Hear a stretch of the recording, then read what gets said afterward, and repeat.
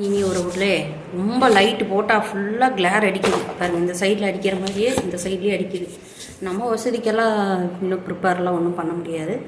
யதார்த்தமான விஷயங்களை பேசுவோம். அதே சமயம் எங்கேயோ ஒரு இடத்துல யாரோ ஒருத்தருக்கு தேவைப்படக்கூடிய இதில் ஒரு விழிப்புணர்வு கிடச்சிருச்சுன்னா, அதாவது இந்த மாதிரி நாமளும் இருக்கிறோமோ அப்படின்னு சொல்லி சில விஷயங்கள் தோணிட்டுன்னா அது நீங்கள் மாற்றிக்கலாம். சரிங்களா? இப்போ இந்த இடத்துல இன்றைக்கி வந்து சண்டே இல்லையா? சண்டே தான் எல்லா வேலையும் மொத்தமாக இழுத்து போட்டு வேலை செய்வேன். இன்றைக்கி என்னென்னா ஒரு மார்க் ஷீட்டை காணோம்.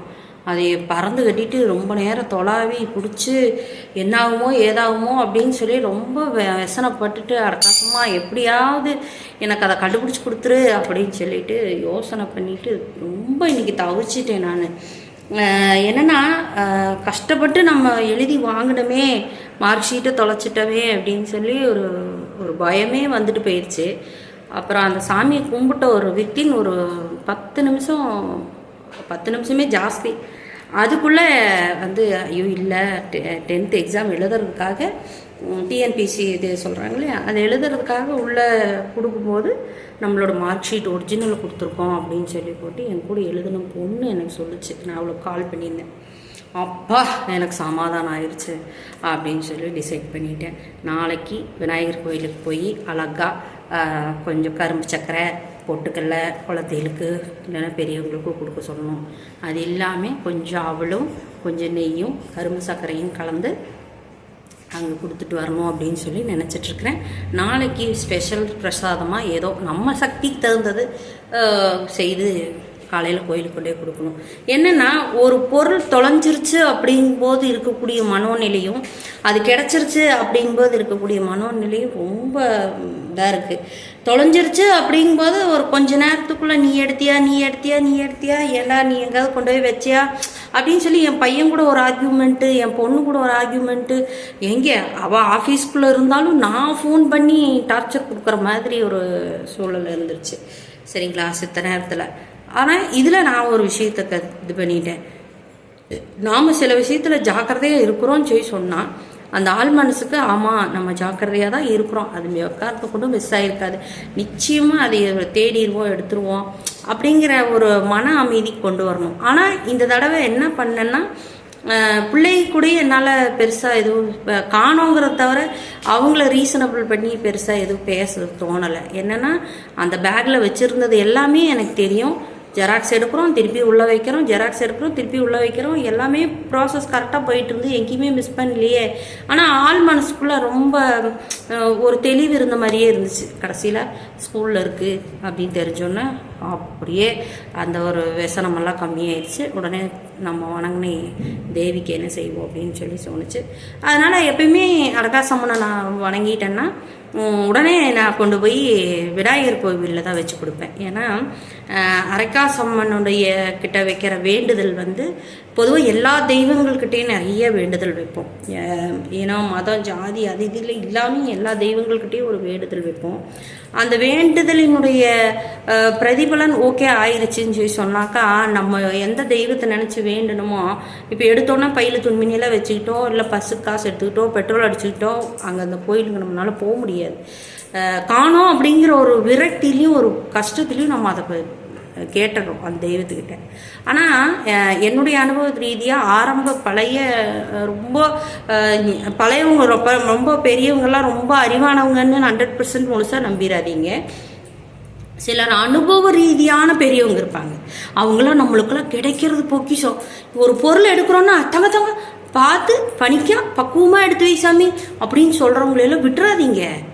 அவங்க ஒன்றும் உங்களுக்கு லூசுத்தனமாக ஒரு அறிவுரை சொல்லணும் அப்படிங்கிறவங்க அவங்களுக்கு ஒரு மென்டாலிட்டி ஒன்றும் கிடையாது.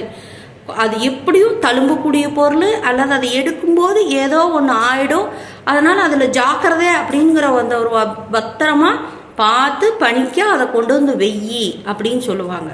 சிந்திராத, கொட்டிடாத, அதை பண்ணிடாத, இதை பண்ணிடாத அப்படின்னு எல்லாம் ஒரு தவறான ஒரு விஷயத்த சொல்லி அதை சொல்ல மாட்டாங்க. அம்மா பாங்காடு, பாங்காய் வச்சிரு, பாங்காய் கொண்டு போய் சேர்த்திரு அந்த மாதிரி சொல்லுவாங்க. ஏன்னா அதனுடைய பணிக்கெல்லாம் அந்த மாதிரி இருக்குது. சரியா? அப்படிப்பட்ட பெரியவங்களை நான் வந்து விட்டு கொடுக்கவே இல்லை. அதில் வந்து எங்களுக்கு இப்போ நான் சொல்கிற சில கதைகள், சில அனுபவ ரீதியான சில விஷயங்களெல்லாம் இதுதான் இப்படி தான் அப்படின்னு சொல்லி சொல்கிறது வந்து எங்களுக்கு வந்து ஆட்டுக்கார அண்ணன்னு சொல்லி ஒருத்தர் சொல்லுவாங்க.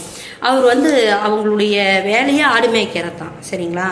ஆனால் அவர் ஆடு மேய்ச்சாலும் டிகிரி படித்தவங்க அது என்னென்னமோ படித்தவங்க எல்லாமே அந்த பக்கம் நிற்கணும். என்னென்னா சில விஷயங்கள்லாம் இப்போ நீங்கள் சொல்கிற மாதிரி தொலைத்தொடர்பு விஷயமாகட்டும், அறிவியல் சம்மந்தமான விஷயங்களாகட்டும், இதெல்லாம் வரும்னு சொன்னவரே அந்த ஆட்டுக்காரன்னா தான்.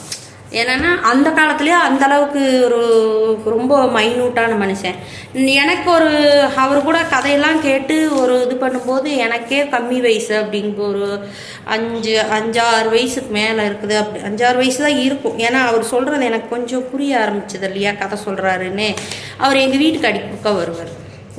அவங்க வந்து அவங்க வீட்டில் எல்லாருமே கறிக்கடை வச்சுருக்கிறவங்க. அப்போ இவங்க ஆட்டு வியாபாரம் தான் பார்ப்பாங்க, ஆடு மேய்ச்சி கொடுப்பார் இவர். ஆனால் அவர் சந்தித்த சில விஷயங்கள் எல்லாம் சொல்லுவார். எந்த அளவுக்கு பேசுகிறோம், எந்த அளவுக்கு பழகுறோம், யார்கிட்ட எப்படி இருக்கணும் அப்படிங்கிறதெல்லாம் அவர்கிட்ட இருந்தால் சில விஷயங்கள் எல்லாம் அவர் எல்லாமே எடுத்தோடனே நீ இப்படி நடந்துக்குமான்னு சொல்ல மாட்டார். நிறைய ஸ்டோரி சொல்லி அந்த ஸ்டோரி மூலிமா நம்மளுக்கு செலுத்த வேண்டிய விஷயத்தை கரெக்டாக செலுத்திடுவார். அப்படிப்பட்ட மனிதர்கள் எல்லாம் கிடைச்சாங்கன்னா தயவு செய்து நல்ல கதை சொல்கிறவங்க. நீங்கள் யூடியூப் இதுல எல்லாம் கதை சொல்கிறவங்களோட அதெல்லாம் நான் எடுக்க மாட்டேன். ஏன்னா ஒருத்தனை தொட்டு வருது. அப்படி கிடையாது. யாரை தொட்டு எந்த கதைகள் வந்தாலும் அந்த கதைகளினுடைய வழிமுறை மாறாமல் சொல்கிறாங்க பாருங்க, அவங்களெல்லாம் மிஸ் பண்ணிடாதீங்க. பொருள் பார்த்துடு சாமி, பத்திரமா கொண்டு போ சாமி அப்படின்னு சொல்கிறவங்களையும் மிஸ் பண்ணிடாதீங்க. ரெண்டாவது, தங்கம் நீங்கள் இந்த பொருளை ஹேண்டில் பண்ணுறீங்க, சப்போஸ் இது இன்னும் கொஞ்சம் சூடு அதிகமாயிட்டா இந்த மாதிரி வேலை செய்யும். அதே மாதிரி இந்த பொருளை நீங்கள் உபயோகப்படுத்துறீங்கன்னு சொன்னால் இதனுடைய சின்ன சின்ன பக்க விளைவுகள்லாம் இருக்குது, அதனால் நீங்கள் இந்த மாதிரி சேஃபாக யூஸ் பண்ணுங்க அப்படின்னு சொல்லக்கூடியவங்களாம் இருந்தாங்கன்னா பத்திரமா சொல்லுங்கள். இப்போ இதில் வந்து நான் ரொம்ப சொல்ல வேண்டிய ஒரு விஷயம் என்னென்னா, ஒரு பொண்ணு பேசியிருந்தாங்க. அவங்க வந்து கார் வந்து ரிவர்ஸ் எடுக்கிறதுக்கு ஒருத்தர் வந்து கைடன் பண்ணார் அப்படின்னு சொல்லி சொன்னாங்க. அவரையெல்லாம் கும்பிட்டுக்குங்க, அவரையெல்லாம் மனசளவில் ரொம்ப நினச்சிக்குங்க. ஏன்னா இன்றைக்கி நம்ம அட்வைஸ் பண்ணுறோன்னு சொல்லி சொன்னாக்கா ஓசியில் தானே கிடைக்குது, அதனால் அவங்களுக்கு அது கேட்காது. இதே நான் ஒரு 15,000-30,000 வாங்கிட்டு நான் ஒரு அட்வைஸ் பண்ணேன்னா அதை கேட்குறக்கு ஆளுங்க இருப்பாங்க.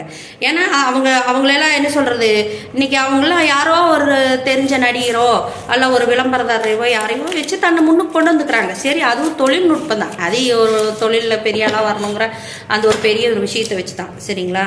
அப்போ உங்களுக்கு பார்த்து பணிக்கா பத்திரம் நல்லா சொல்லி ஒரு பாங்கு சொல்கிறவங்களாம் கிடைச்சாங்கன்னா தயவு செய்து அவங்களை எக்காரணத்தை கொண்டும் இழந்து விட வேண்டாம்.